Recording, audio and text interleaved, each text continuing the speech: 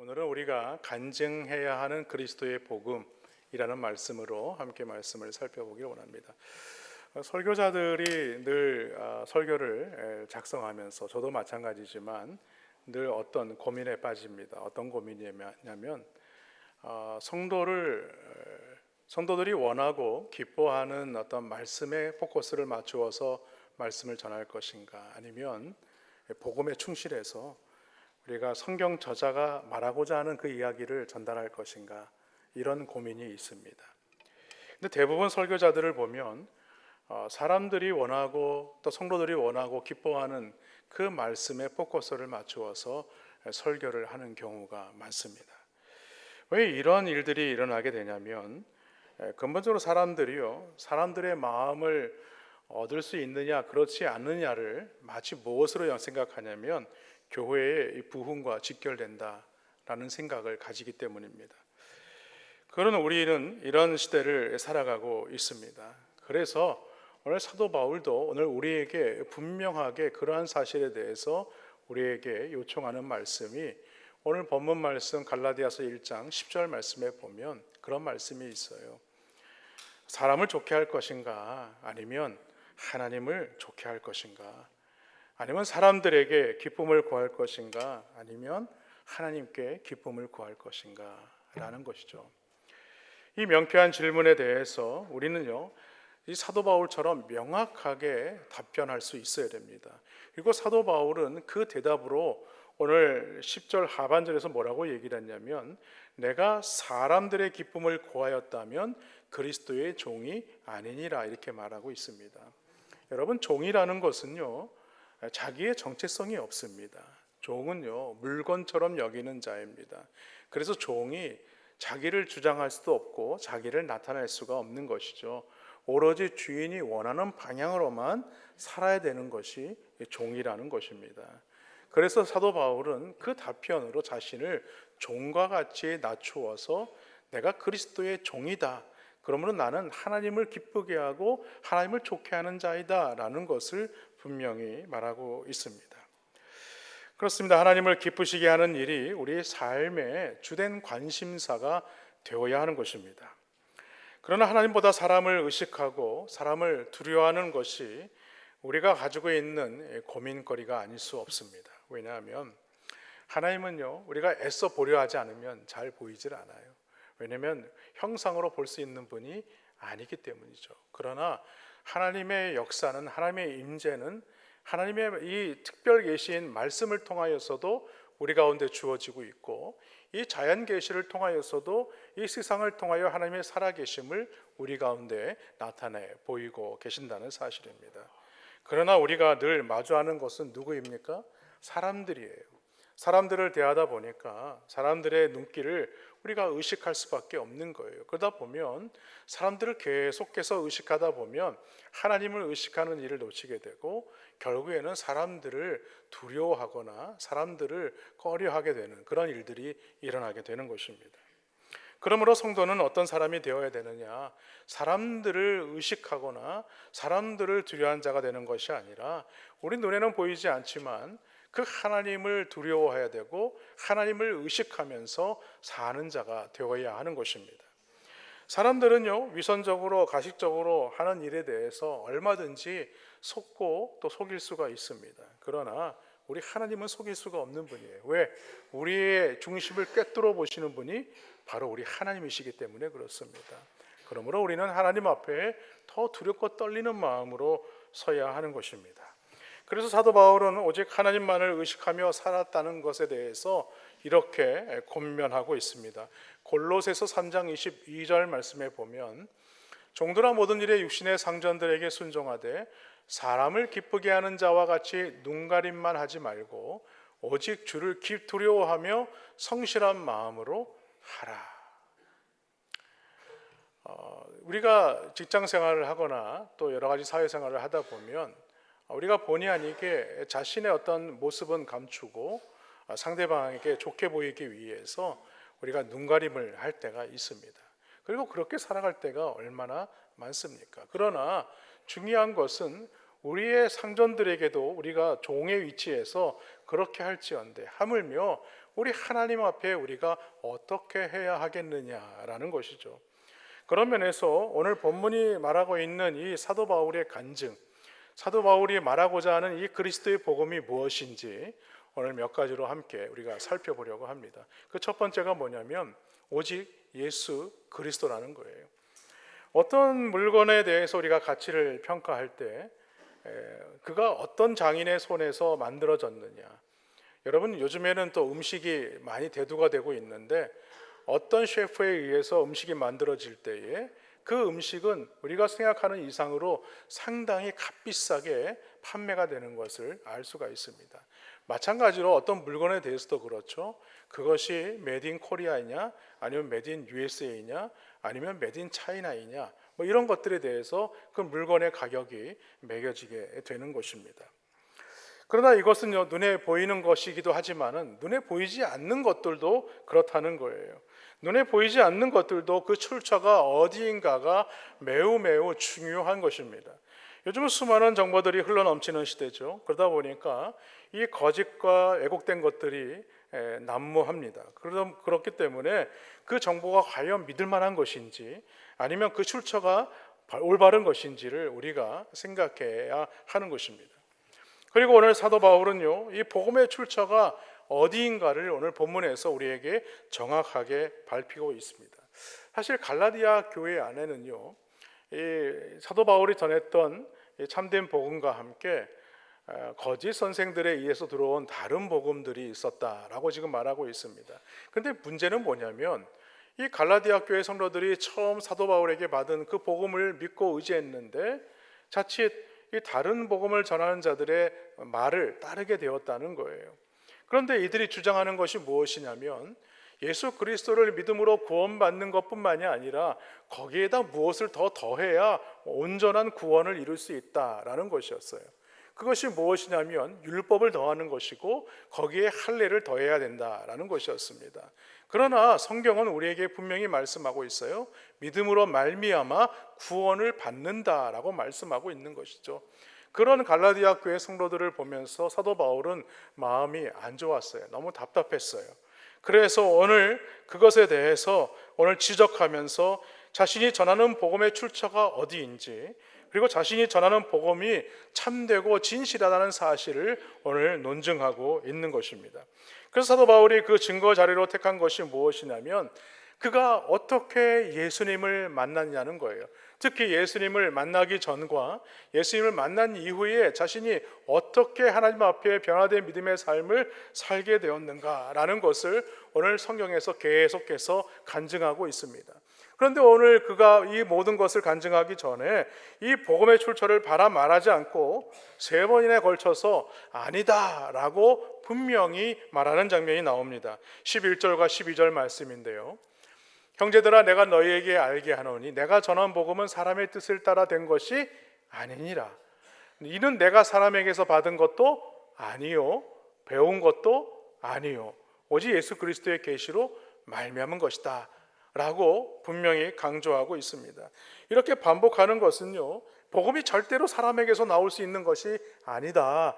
이것은 예수 그리스도의 계시로 말미암은 것이다 라는 것은 너희는 알아야 된다라고 지금 말하고 있습니다. 여러분 그리스도의 계시가 무엇이겠습니까? 사람이 원한다고 해서 알 수 있는 것이 그리스도의 계시가 아니죠. 사람이 배운다고 해서 그리스도의 계시를 알 수 있는 것이 아닙니다. 이 계시의 주체가 누구입니까? 우리 하나님입니다. 그렇기 때문에 하나님이 보여주셔야 우리가 알 수 있는 것이 바로 계시입니다. 우리는 때때로 사람들이 만든 것들을 보면서 놀라지 않습니까? 야, 어떻게 저런 것들을 만들 수 있었는가? 예전에 아주 오래전이긴 하지만 처음에 손톱만한 그 메모리 카드가 나온다고 그래가지고 무슨 그런 것들이 있을 수 있겠어? 왜냐면 옛날에 큰 3.5인치 디스플레이 그거 넣어가지고 부팅시키고 또 이렇게 말씀드리면 그게 무슨 얘기인가 하시는 분이 있는데 초창기에 나왔던 컴퓨터가 아주 그랬다는 거예요. 그런데 손톱만은 메모리 카드나 메모리 그 스틱이나 이런 것들이 나온다 그러니까 뭐 그런 것들이 나올 수 있겠어 했는데 지금은 어떻습니까? 아주 상상을 초월합니다. 상상을 초월하는 그런 일들이 우리 가운데 이루어지고 있다는 거예요. 그런 걸 보면서도 이야, 사람이 만들어도 저렇게 만드는데 얼마나 놀라운가라는 것이죠. 그런데 여러분, 복음이 더 그렇다는 거예요. 하나님의 이 복음의 신비는 더하다는 거예요. 왜냐하면 하나님께서 이 전하시는 이 복음은 사람의 생명과 관련되어 있기 때문에 그렇습니다.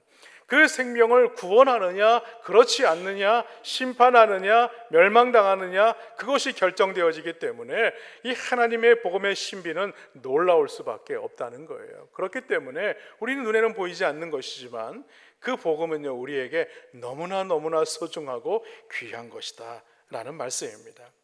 사랑하는 여러분, 사람들의 기쁨을 구하는 것이라면 사람들에게 굳이 욕을 먹을 필요는 없겠죠. 좋은 말만 하고 축복해 주는 말만 하고 잘 되라고 빌어만 주면 됩니다. 그러면 싫어할 사람은 아무도 없어요. 그것이 바로 목회자가 가지고 있는 딜레마입니다. 목회자는 성도들에게 청중 중심적으로 이렇게 복을 전하는 자가 되어야 된다면 아마 성도들에게 인기를 끌 수 있을 거예요. 그러나 성경의 말씀을 살펴보면요, 성경의 주요 말씀들이 어떻습니까? 오히려 하나님의 말씀대로 살지 못하는 것에 대해서 사도 바울은 경책하고, 그리고 오늘 우리가 말씀 앞절에 보면요, 2번씩이나 8절과 9절에서 그 저주한다 라고까지 아주 강하게 어필하는 것을 우리는 알 수가 있습니다. 여러분, 교회는 어떤 곳이 되어야 하겠습니까? 교회는요, 성도들의 마음을 기쁘게 하고 즐거워하는 것이 되어야 하겠죠. 그러나 이 모든 것도 더 중요하지만 더 중요한 것은 무엇이냐? 하나님의 말씀에 대해서 잘못된 것에 대해서는 경책하고, 하나님의 말씀을 따르는 것에 대해서는 우리가 칭찬해 줄 수 있는 곳이 바로 교회가 되어야 하는 것입니다. 그러나 성경은요, 우리가 주의 말씀으로 살아가는 데 있어서 늘 우리에게 어려움이 다가될 수밖에 없어요. 왜냐하면 우리는 어떤 존재입니까? 죄의 습성을 가진 자들이에요. 그렇기 때문에 가만히 내버려두면 죄에 타락할 수밖에 없는 그런 자들이라는 거예요. 그러므로 우리는요, 늘 하나님의 말씀으로 우리 스스로를 경계해야 합니다. 늘 하나님의 말씀으로 우리 스스로를 돌아보아야 한다는 것이죠. 훈계를 해야 되고요, 바르게 함이 필요한 것입니다. 그래서 그런 사람들에게 여러분, 우리가 자꾸 틀렸다, 그렇게 하면 안 된다 라고 경책한다면 어떻게 하겠느냐는 거예요. 당연히 사람들이 싫어할 수밖에 없지 않겠느냐는 거예요. 그러나 우리가 반드시 기억해야 되는 것은요, 오늘 사도 바울이 전하는 복음은요, 하나님이 주신 것이라는 사실을 믿으시기를 바랍니다. 하나님께서 사도 바울에게 복음을 주셨듯이 오늘 그 복음이 우리에게 들려지게 되었고, 그 복음을 통하여 우리가 믿음으로 말미암아 구원을 받은 하나님의 백성이 되었다는 사실을 믿으시기를 주님의 이름으로 축원합니다.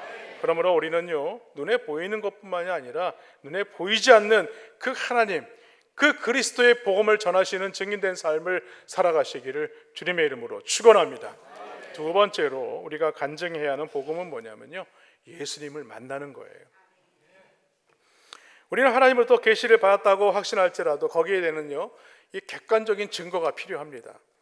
왜냐하면 어느 날 김성진 목사가 갑자기 어느 기도원을 갔다 왔더니 내가 하나님을 만났는데, 내가 성령님이 나에게 임하셔서 하면서 내가 복음, 성진 복음을 전한다면 사람들이 뭐라고 생각하겠습니까? 뭔가 저 문제가 있구나 이렇게 생각하지 않겠어요? 그래서 사도 바울은요, 자신이 받은 이 그리스도의 계시를 간증하기 위해서 간증의 형식으로 오늘 이 계시의 과정을 설명을 하는데, 그 과정이 뭐냐면 자신이 예수를 믿기 전에 어떤 자였다, 그리고 내가 예수를 믿고 난 이후에는 이런 자가 되었다라는 것을, 그 과정을 설명하게 되죠. 먼저 사도 바울은 예수님을 만나기 전에 자신이 어떤 사람이었는가를 13절과 14절에서 이렇게 설명을 합니다. 내가 이전에 유대교회에 있을 때에 행한 일을 너희가 들었거니와 하나님의 교회를 심히 박해하여 멸하고, 내가 내 동족 중 여러 영갑자보다 유대교를 지나치게 믿어 내 조상의 전통에 대하여 더욱 열심히 있었다라고 얘기를 하고 있습니다. 그러니까 사도 바울은 유대교를 지나치게 믿었을 뿐만이 아니라 다른 사람들보다 더 내가 그의 전통에 대해 열심히 있었다, 그리고 이 예수 믿는 사람들을 핍박하고 박해했다라고 지금 말하고 있습니다. 이 지나치게 믿었다는 말이 그 말이에요. 내가 거기에 푹 빠져 있었다는 거예요. 푹 빠져 있었다는 게 뭐예요? 거기에 매료가 됐다는 거예요. 그것이 맞는다고 생각을 했다는 거예요. 그것 아닌 거 다른 것들은 다 틀린 것이다 라고 생각을 했다는 거예요. 그렇습니다. 사도 바울이 예수님을 만나기 전에는요, 유대교에 대한 열심과 충성심이 아주 많았던 자였습니다. 그래서 그는요, 교회를 핍박하고 예수 믿는 자들을 잡아서 잡으려고 쫓아다녔던 자라고 오늘 고백하고 있는 거예요. 그리고 성경에 그가 쓴 서신서를 쭉 읽어가다 보면요, 그가 계속해서 자기가 예수 믿기 전에 어떤 자였는가를 계속해서 회상을 합니다. 나는 예수 믿기 전에 이러한 자였습니다. 나는 예수를 믿기 전에 이러한 자였습니다 하면서 자신이 예전에 예수를 믿기 전에 어떠한 자였는가를 각 교회에 보내는 서신서에다가 그것을 잊지 않고 늘 기록했다는 사실입니다. 빌립보서 3장 5절로 6절 말씀에 보니까 나는 8일 만에 할례를 받고 이스라엘 족속이요 베냐민 지파요 히브리인 중에 히브리인이요 율법으로는 바리새인이요 열심으로는 교회를 박해하고 율법의 의로는 흠이 없는 자라.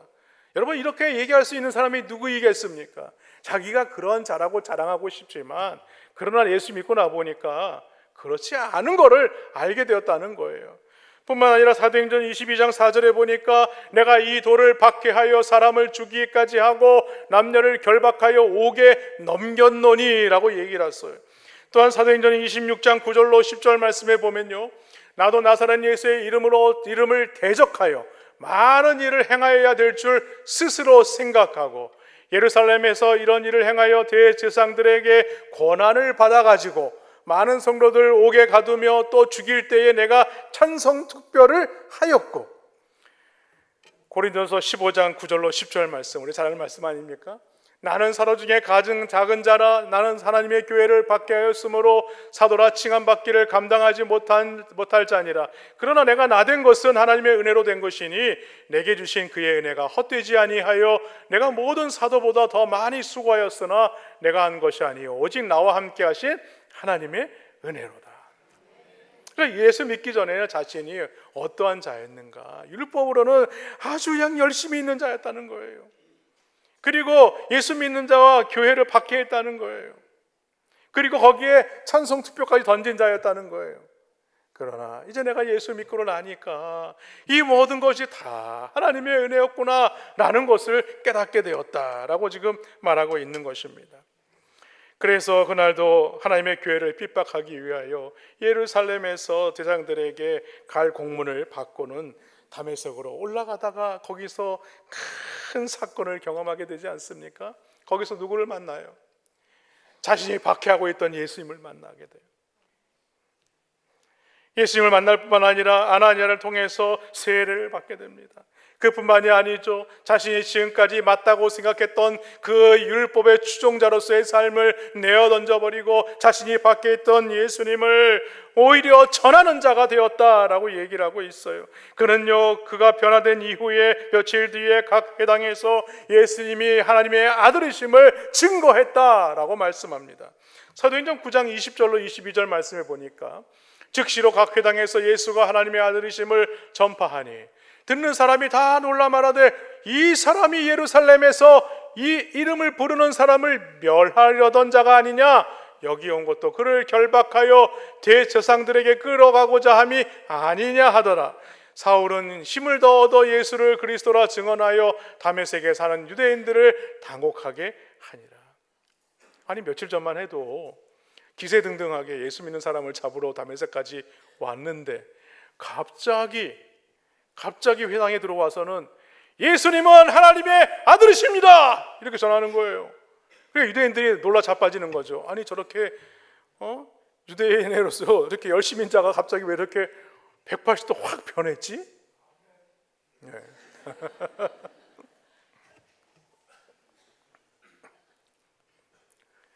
그리고 그것은 하나님의 놀라우신 계획이다 라고 고백하는 말씀이 15절 말씀입니다. 그러나 내 어머니의 태로부터 나를 택정하시고 그의 은혜로 나를 부르시니가. 여러분, 사도 바울은 그제서야 알았어요. 하나님께서 나를 태초부터 이미 하나님께서 부르시기로 나를 정하셨구나. 여러분, 우리 또한 마찬가지입니다. 우리가 예수를 믿기 이전에는 어떻게 살았는지는 우리가 알 수 없어요. 그러나 여기에 나와 있는 이 모든 성도님들은요, 하나님께서 태초에 이미 예정하셔서 여러분을 하나님의 자녀로 불러주셨다는 사실을 믿으시기를 바랍니다. 그리고 그 사명이 무엇인지를 오늘 16절 상반절에서 이렇게 얘기하죠. 그의 아들을 이방에 전하기 위하여, 예수 그리스도를 이방에 전하기 위하여 그를 내 속에 나타내시기를 기뻐하셨을 때에 라고 말하고 있죠. 사도 바울은요, 유대인으로 예수 그리스도를 믿는 사람들을 박해하고 있을 때에도 하나님은 사도 바울을 이방인의 사도로 만드시기 위해서 준비하셨다는 거예요. 그런데 예수 그리스도를 박해하던 바울이 예수를 만나고 나서야 이것이 다 하나님의 큰 그림이었구나. 네, 우리가 그러지 않습니까? 큰 그림이구나, 이거 우리 다 준비해 놓으신 거구나. 그래서 사도 바울은 그때부터 사람이 아닌 하나님의 영광과 기쁨을 위해서 오직 복음으로만 이방인의 성도들을 가르치고 양육하기에 힘을 다하였던 것입니다. 이런 고백은요, 예수님을 만나기 전에는요 전혀 상상할 수 없는 일이었죠. 왜냐하면 그런 유대인의 엄격한 바리새인이었어요. 하나님의 심판을 받아야 되는 것이 이방인이라고 생각했는데 그들은 이 불쏘시개, 심판의 날에 불쏘시개로 쓰여야 될 사람들이 이방인이라고 생각한 자였는데 그가 오히려 이방인의 사도가 된 것입니다. 이 어마어마한 일을 인식하는 순간 그는요 많은 생각이 있었을 것입니다. 이것을 누구와 의논할까? 아니면 사도들을 찾아가서 얘기할 것인가? 그러나 자기의 혈육도 찾아가지 않고 사도들도 찾아가지 않습니다. 오늘 16절 하반절과 10절 말씀에 보니까 내가 곧 혈육과 의논하지 아니하고 또 나보다 먼저 사도된 자들을 만나려고 예루살렘으로 가지 아니하고 아라비로 갔다가 다시 다메섹으로 돌아갔노라. 어떻게 보면 이 모든 것이 다 하나님의 주신 은혜인데 내가 이것을 사람에게 묻고 사람에게 찾아가게 된다면 이 사도의 직분 또한 사람에게 받은 것으로 생각하지 않겠느냐는 거예요. 또한 이 복음 또한 사람들에게 받은 것이 되지 않겠느냐는 거예요. 그것을 미리 미연에 방지하기 위해서 먼저 찾아가지 않았다라고 지금 말하고 있는 것입니다. 그렇습니다. 사도 바울이 태어나기도 전에 하나님은요 바울을 택하셔서 준비하셨어요. 그리고 그를 주권적인 손길로 인도하여 주셨어요. 비록 예수를 믿기 전에 그가 살면서 배우고 영향을 받고 경험한 것들을 하나님이 뜻을 이루기 위해서 하나님께서 준비시키셨다는 거예요. 여러분 생각해 보십시오. 오늘 선교적인 관점에서 보면요 사도 바울은 참으로 하나님께서 너무나 준비를 잘 시킨 사람이에요. 요즘 박사학위로 보면 여러 개를 박사학위를 받을 만큼의 뛰어난 자였다고 그러죠. 언어에 능통한 자였습니다. 그가 히브리 말도 잘하고 헬라어 말도 잘하고 아람어도 잘하고 여러 언어를 다양한 언어를 구사할 수 있는 사람이었어요. 그리고 많은 유대인들에게서 배우지 못한 많은 것들을 하나님에 대해서 배운 사람입니다. 그러니까 말하자면 예수를 믿기만 하면 모든 것이 준비되어 있는 그런 사람이었어요.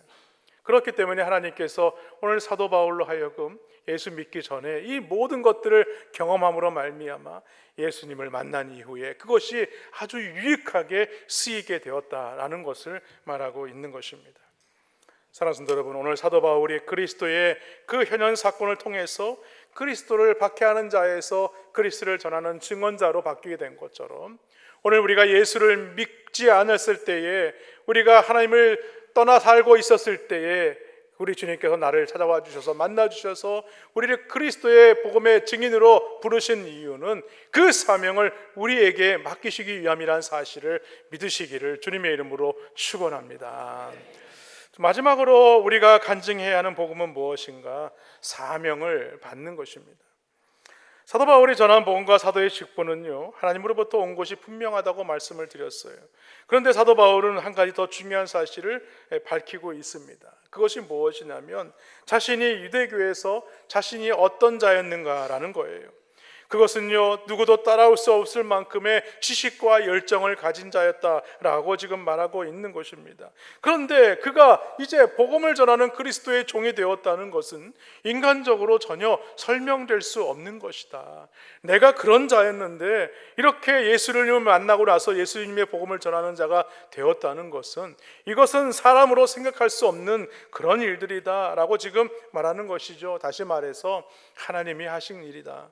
여러분들 여러분들이 예수님을 믿고 저 사람 교회의 성도가 된 것은 사람이 한 것이 아니에요. 우리가 성도들이 복음을 전해서 예수를 믿고 돌아오신 분들도 있어요. 그러나 궁극적으로는요, 이 모든 것을 하신 일은 바로 우리 하나님이시라는 사실을 믿으시기를 바랍니다. 그리고 더 나아가 한 가지 더 중요한 만남을 사도 바울은 오늘 말하고 있습니다. 그것은 바로 예루살렘에서 베드로와 야고보를 만난 사건이에요.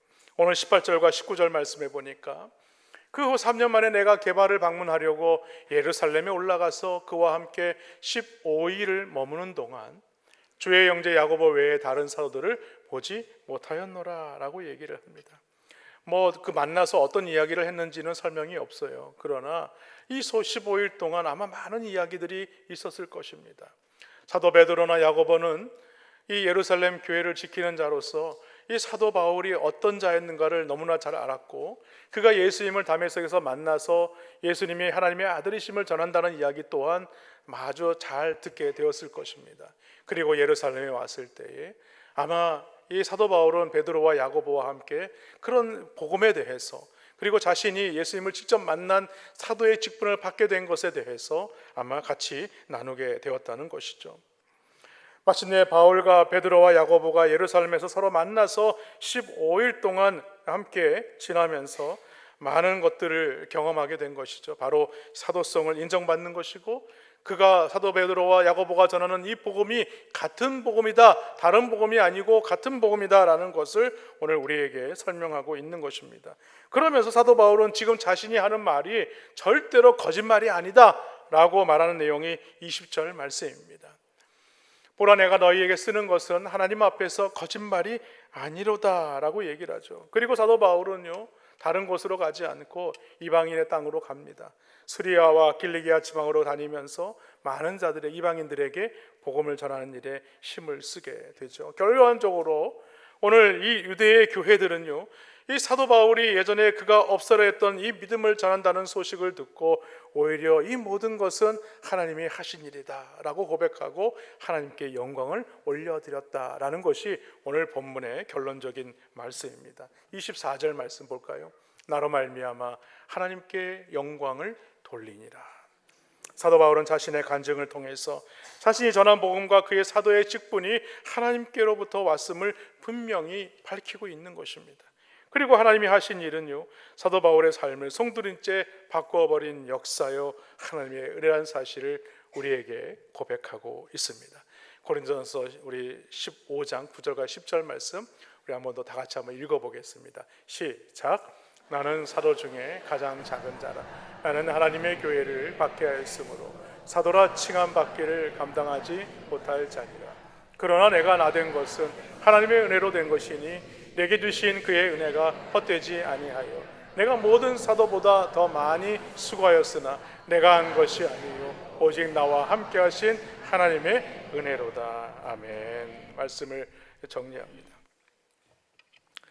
여러분, 오늘 본질상 진노의 자녀인 저와 여러분들을 우리 주님께서 부르신 것은 오늘 분명히 우리에게 그 사명을 맡기시기 위함이라는 사실입니다. 그러므로 우리에게 주어진 이 복음의 사명을 우리가 놓치지 않고 아직도 믿지 않는 우리 가족들과 또 우리 친척들과 이웃들에게 가서 예수 그리스도의 복음을 전하시고 또 그 복음을 전할 때에 오늘 사도 바울이 전했던 것처럼 예수님을 만나기 전에 저는 어떤 사람이었습니다. 제가 예수님을 만난 이후에는 이런 자가 되었습니다. 라면서 서로 간증하면서 복음을 전하실 수 있는 귀한 은혜가 있기를 주님의 이름으로 간절히 축원합니다. 이 시간 함께 우리 찬양하고요, 함께 우리 기도하겠습니다. 우리 하나님의 은혜에 우리 함께 찬양드리겠습니다.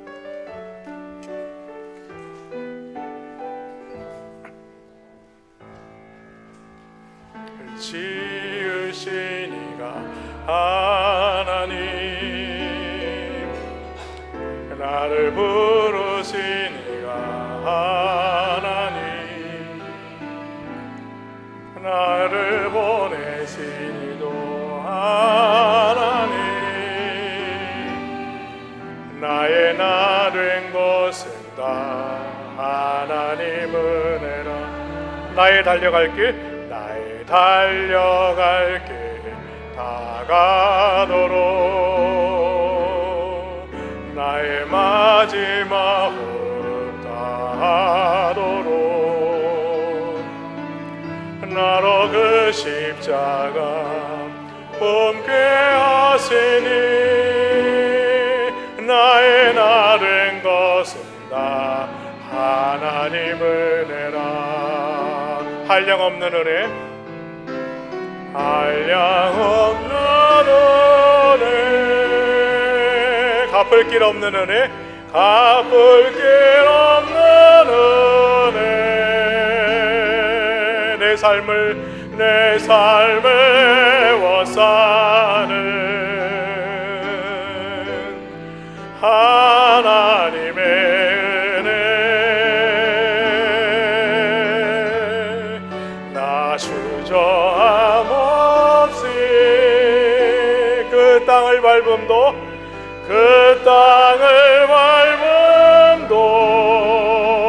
나를 붙드시는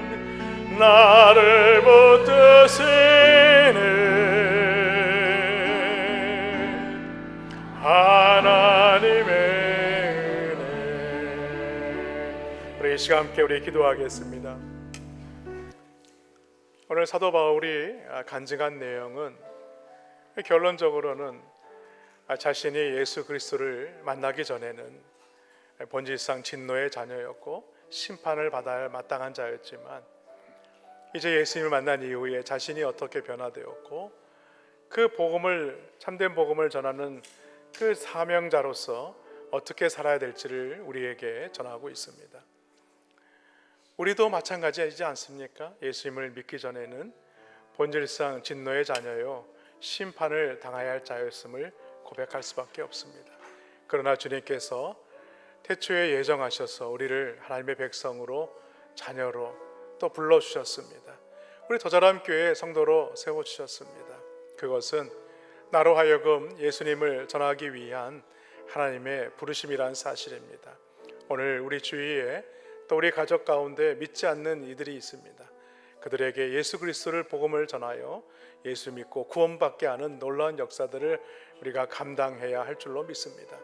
뿐만 아니라 우리가 그러한 자가 되었음을 고백할 때에 우리의 삶 가운데 감사와 기쁨의 삶을 살아가는 것입니다. 오늘 하나님께서 주신 그 은혜를 생각할 때에 나는 아무것도 할 수 없지만 이 모든 것 다 하나님이 하셨습니다 라고 고백하면서 하나님의 은혜를 생각하는 그런 시간이 되었으면 좋겠습니다. 우리 이 시간 기도할 때에 우리 주여 한번 부르짖고 우리 하나님의 은혜를 생각하면서 주여 한번 부르짖고 다 같이 기도하시겠습니다. 주여